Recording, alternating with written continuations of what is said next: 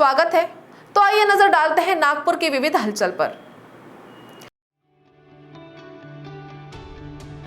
Green earth organisation पर्यावरण की सुरक्षा के लिए विगत 6 वर्षों से अनेक प्रकार की गतिविधियां संचालित कर रहा है। डॉक्टर सर्वपल्ली राधाकृष्ण की जयंती के अवसर पर 5 सितंबर को सुबह 10 बजे से 11 बजे तक संगठन के कार्यकर्ता नागपुर के विभिन्न 50 चौकों पर संबंधित क्षेत्र के प्रतिष्ठित नागरिकों की उपस्थिति में वाहन चालकों के साथ बातचीत करेंगे और उन्हें ध्वनि प्रदूषण को रोकने का महत्व समझाएंगे। इस कार्यक्रम की रूपरेखा की जानकारी देने के लिए पूर्व विधायक प्रोफेसर अनिल सोले की अध्यक्षता में शिक्षक सहकारी बैंक हॉल में पार्टी कार्यकर्ताओं की विशेष बैठक हुई। केंद्र सरकार नागपुर शहर में 5 पार्क विकसित कर रही है। इसके तहत नेहरू नगर जोन में दत्तात्रेय नगर उद्यान भी विकसित किया जाएगा और एनएमसी के माध्यम से इस पार्क को सुगंधित उद्यान का स्वरूप दिया जाएगा। दत्तात्रेय नगर उद्यान 2.5 एकड़ में फैला है और निकट भविष्य में इस पार्क को विकास कार्यों के माध्यम से परिवर्तित किया जाएगा। पार्क में हो रहे विकास कार्यों के संबंध में दक्षिण नागपुर के विधायक मोहन मते एवं राजेंद्र सोनकुसरे ने दत्तात्रेय नगर स्थित पार्क का निरीक्षण किया। उन्होंने उपस्थित नागरिकों से बातचीत कर उनकी समस्याओं के बारे में जाना। आनंद टॉकीज सीताबर्डी के पास रेलवे लाइन पर संतुलित कैंटिलीवर का काम पूर्णता की ओर अग्रसर है। अब केवल दोनों सिरे का काम बचा है। उन्हें पूरा करने के लिए रेलवे ब्लॉक की आवश्यकता नहीं है। कैंटिलीवर सीताबर्डी और कॉटन मार्केट स्टेशनों के बीच नागपुर मेट्रो के रीच 4 का हिस्सा है। नागपुर रेलवे जंक्शन देश के सबसे व्यस्त रेलवे स्टेशनों में से एक है। इस तथ्य को देखते हुए रेलवे पटरियों पर मेट्रो पुल का काम महा मेट्रो के लिए चुनौतीपूर्ण कार्य रहा है। हालांकि समय सीमा के भीतर काम पूरा करने के लिए पूरी तैयारी और प्रतिबद्धता के साथ महामेट्रो ने क्रॉसिंग के लिए अच्छा उपाय तैयार किया। अग्याराम देवी का मंदिर 300 साल पुराना ऐतिहासिक मंदिर है। नागपुर का भोसले वंश युद्ध अथवा शुभ अवसरों पर मंदिर के दर्शन कर कार्य की शुरुआत करता था और वापस आते समय वे इस देवी के दर्शन करके नागपुर में प्रवेश करते थे। इस कारण अग्याराम देवी मंदिर को पूर्व में महाराष्ट्र सरकार द्वारा C श्रेणी में शामिल किया गया है। अब इसे B श्रेणी में शामिल किए जाने की मांग को लेकर अग्याराम देवी मंदिर ट्रस्ट के न्यासी मंडल की ओर से विधायक गिरीश व्यास ने पुलिस आयुक्त नागपुर को ज्ञापन सौंपा। इस समय मंदिर ट्रस्ट के अध्यक्ष विधायक गिरीश व्यास समेत कई अन्य मान्यवर उपस्थित थे। पूर्व जिला परिषद अध्यक्ष नागपुर व कामठी मौदा विधानसभा क्षेत्र के नेता सुरेश भोयर के आदेश पर व मोहम्मद इरशाद शेख महासचिव महाराष्ट्र प्रदेश युवक कांग्रेस के नेतृत्व में कामठी पेट्रोल पंप पर पेट्रोल भराने वाले ग्राहकों को सहनशीलता सम्मान पत्र देकर सम्मानित किया। इस अवसर पर प्रमुखता से राजकुमार गेडाम सहसचिव महाराष्ट्र प्रदेश सेवादल कांग्रेस, सोहेल अंजुम जिला महासचिव सेवादल कांग्रेस, शैलेश दमके, नरेश ढोके संपादक, मंजू मेश्राम, आकाश भोकरे आदि उपस्थित थे। साथ ही कांग्रेस कार्यकर्ताओं और पदाधिकारियों ने केंद्र सरकार के गैस, पेट्रोल और डीजल के दामों में लगातार बढ़ोतरी के खिलाफ आक्रोश व्यक्त किया। भारत सरकार आयुष मंत्रालय द्वारा संचालित क्षेत्रीय आयुर्वेद अनुसंधान संस्थान में आजादी का अमृत महोत्सव कार्यक्रम आयोजित किया गया। इसमें आयुष मंत्रालय द्वारा कोरोना महामारी से बचाव के रोग प्रतिरोधी औषधि समसमानी वटी, अश्वगंधा वटी, अश्वगंधा चूर्ण एवं मंत्रालय द्वारा जारी किया हुआ आयुर्वेद आधारित आहार एवं जीवन शैली के लिए दिशा निर्देश परिपत्र वरिष्ठ नागरिकों के लिए विशेष वितरण अभियान का शुभारंभ पूर्व नागपुर के विधायक कृष्णा खोपड़े द्वारा किया गया। इस अवसर पर खोपड़े ने कहा, कोरोना के दौरान और कोरोना के बाद भी स्वस्थ जीवन जीने के लिए लोगों को आयुर्वेद की जीवन शैली अपनानी होगी। तांडापेट लाडपुरा प्रभाग 20 के समस्त नागरिकों के विनंती पर भाजयुमो तथा भाजपा कामगार अघाड़ी नागपुर शहर की ओर से पूर्व पार्षद भास्कर पराते तथा भाजयुमो उपाध्यक्ष तोमेश्वर पराते, गणेश मौदेकर, मोरेश्वर चांदेकर, गजानन खापरे, अनिल खिड़गी के नेतृत्व में तांडापेट लाडपुरा मनपा अध्ययन कक्ष में वंदे मातरम हॉस्पिटल शुरू करने की मांग गत दिनों से चल रही है। वंदे मातरम हॉस्पिटल नागरिकों के लिए जल्द से जल्द शुरू करने का निवेदन महापौर दयाशंकर तिवारी, विधायक प्रवीण दटके, विधायक विकास कुंभारे को दिया गया। आजादी की 75वीं वर्षगांठ पर शहर में स्लम बस्तियों में 75 वंदे मातरम हॉस्पिटल शुरू करने का संकल्प महापौर ने किया।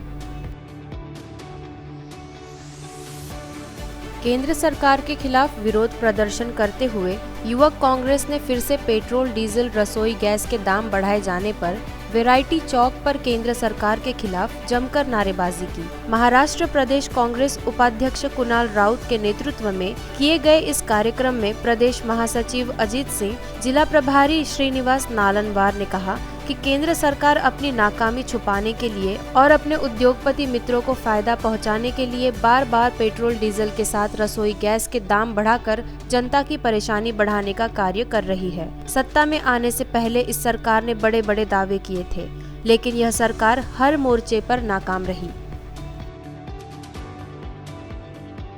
महमूदा शिक्षण व महिला ग्रामीण विकास बहुउद्देशीय संस्था में ग्रामीण विकास मंत्रालय के अंतर्गत दीनदयाल उपाध्याय ग्रामीण कौशल्य योजना के तहत चल रहे कौशल्य विकास कोर्स में प्रशिक्षण लेने वाले छात्रों तथा central India group of institution के छात्र, शिक्षक तथा शिक्षकेतर कर्मचारियों के लिए कोविड-19 वैक्सीनेशन कैंप का आयोजन किया गया। डॉक्टर दीपक सेलोकर, जिला स्वास्थ्य अधिकारी, डॉक्टर असीम इनामदार ने जिला परिषद नागपुर इस कैंप का आयोजन किया। डॉक्टरों की टीम ने प्राथमिक उपचार केंद्र गुमथी में डॉक्टर राहुल राउत, जगदीश चौधरी, जे.जी. यादव, बी.पी. सुरकार के नेतृत्व में कैंप का उद्घाटन किया।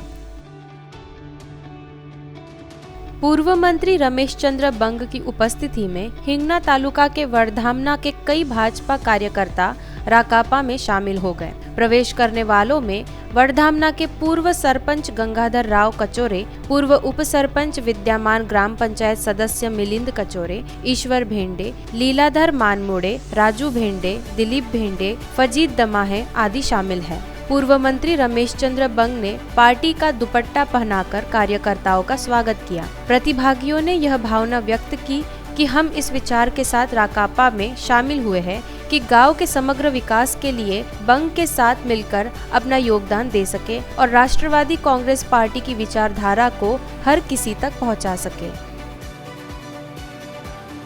भाजपा दक्षिण पश्चिम महिला मोर्चा की पहल से हाल ही में श्रावणसरी कार्यक्रम महिलाओं के लिए आयोजित की गई। यह कार्यक्रम वर्धा रोड स्थित Green Haven Institute of Management and Research में आयोजित की गई। कॉलेज परिसर में हरे भरे वातावरण में आनंदपूर्ण तरीके से यह कार्यक्रम संपन्न हुआ। महिला मोर्चा की अध्यक्षा वर्षा दिलीप चौधरी, कल्पना तड़स, जयश्री पाठक, सपना हिरनवार ने इस श्रावणसरी कार्यक्रम का आयोजन किया था। प्रमुख अतिथि के तौर पर ग्रीन हेवन इंस्टीट्यूट के अध्यक्ष अनिल शर्मा उपस्थित थे। कार्यक्रम में भाजपा महिला मोर्चा प्रदेश महामंत्री अश्विनी जीचकार, नीलिमा बावने, शहर अध्यक्षा नितिन ठाकरे, पूर्व महापौर नंदा जीचकार, महामंत्री मनीषा काशीकर आदि पदाधिकारी एवं कार्यकर्ता गण उपस्थित रही।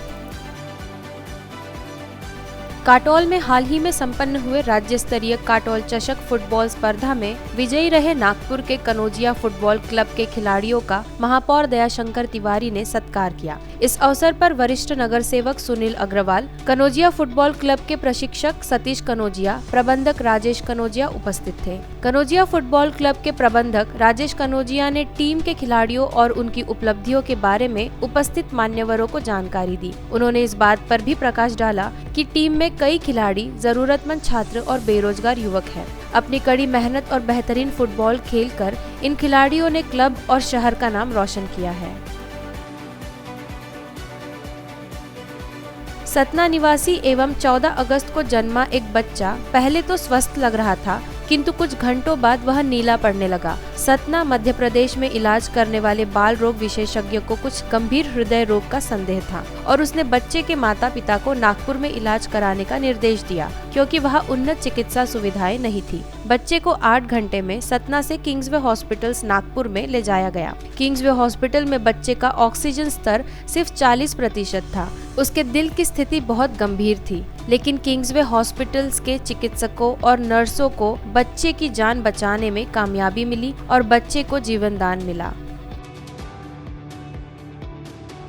गणेशोत्सव को इको फ्रेंडली तरीके से मनाने के लिए नागपुर नगर निगम की ओर से महत्वपूर्ण आदेश जारी किए गए हैं। निगम के आदेश के अनुसार शहर के सभी तालाबों में गणेश प्रतिमाओं के विसर्जन पर प्रतिबंध लगा दिया गया है और मूर्तियों का विसर्जन कृत्रिम तालाबों में ही किया जा सकता है।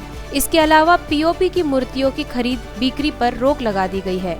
यदि इसे बेचा जाता है तो मूर्ति जब्त कर संबंधित विक्रेता को दंडित किया जाएगा। इस संबंध में मनपा आयुक्त राधाकृष्ण बी के निर्देशानुसार ठोस अपशिष्ट प्रबंधक के नियुक्त राजेश भगत ने आदेश जारी किया है। कोरोना वायरस के संक्रमण से बचाव के लिए टीकाकरण ही एकमात्र उपाय है। इसलिए नागपुर महानगर पालिका द्वारा विशेष टीकाकरण अभियान चलाया गया है ताकि यह सुनिश्चित किया जा सके कि अधिक से अधिक नागरिकों का टीकाकरण हो सके और कोई भी टीकाकरण से वंचित न रहे। जो नागरिक टीकाकरण केंद्रों पर नहीं जा सकते हैं और घर पर टीका लगवा सकते हैं, उन्हें टीका लगाने के लिए नागपुर नगर निगम द्वारा शहर में एक अभियान चलाया जा रहा है। मनपा आयुक्त राधाकृष्ण बी, अपर आयुक्त राम जोशी एवं चिकित्सा स्वास्थ्य अधिकारी डॉक्टर संजय चीलकर के मार्गदर्शन में यह टीकाकरण अभियान चलाया जा रहा है। कोरोना के बढ़ते संक्रमण के चलते इस साल जिले में बड़ा और ताना पोला त्योहार का आयोजन नहीं होगा। इस संबंध में आदेश जिलाधिकारी आर विमला द्वारा जारी किए गए हैं। उन्होंने कोरोना की पृष्ठभूमि में त्योहार को सादगी से मनाने की अपील की है। पोला पर्व का ग्रामीण क्षेत्रों में विशेषकर किसानों के लिए विशेष महत्व है। राज्य सरकार ने कोरोना आंकड़ों में बढ़ोतरी रोकने के लिए जिले में सार्वजनिक रूप से बड़ा पोला और ताना पोला उत्सव पर प्रतिबंध लगा दिया है, क्योंकि इससे बड़े पैमाने पर कोरोना संक्रमण की संभावना है। नतीजतन प्रशासन ने सार्वजनिक रूप से बड़ा पोला और तान्हा पोला के उत्सव पर प्रतिबंध लगा दिया है।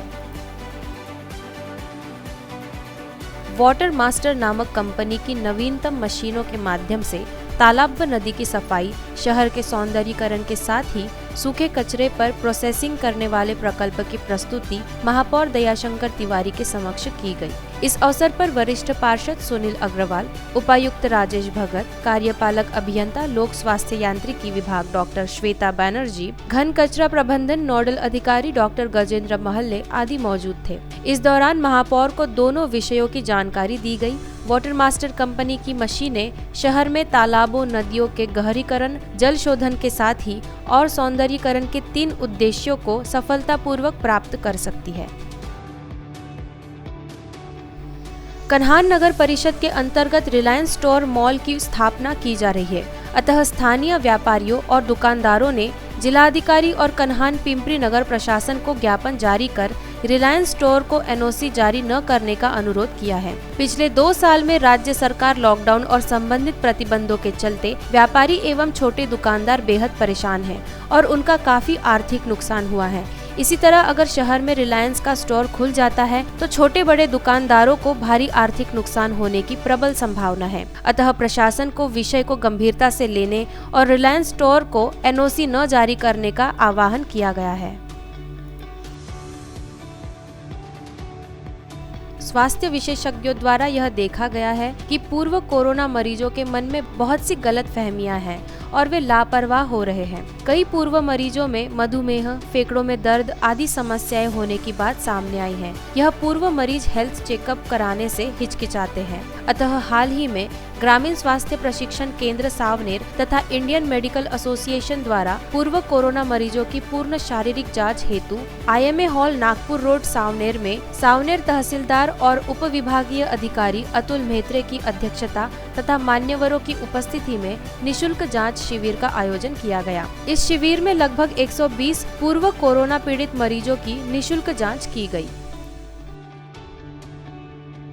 आयुर्वन फाउंडेशन नागपुर और Vinayak Rao Deshmukh high school society इनके सहयोग से आयुर्वेदिक औषधि वनस्पति पर मार्गदर्शन और पौधों का निशुल्क वितरण कार्यक्रम संपन्न हुआ। विनायक राव देशमुख हाई स्कूल और विज्ञान कनिष्ठ महाविद्यालय में संपन्न इस कार्यक्रम में संस्था अध्यक्ष अविनाश देशपांडे, सचिव मूले, प्रमुख अतिथि डॉक्टर धुमाल, आयुर्वन फाउंडेशन के अध्यक्ष अम्बरीश घटाटे, प्रधानाचार्य शेषराव पिंपल शेंडे, उप प्रधानाचार्य प्रमोद जोशी, पर्यवेक्षक समीर कोठे उपस्थित थे।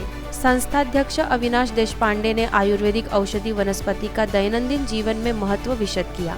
नियोजन करके कम खर्च में आयुर्वेदिक औषधि वनस्पति खेती किसान बंधुओं को फायदेमंद साबित हो रही है, ऐसा प्रतिपादन डॉक्टर धुमाल ने किया। तो नागपुर हलचल में आज इतना ही। आपसे कल फिर मुलाकात होगी। तब तक बने रहिए वीकेबी न्यूज के साथ। नमस्कार।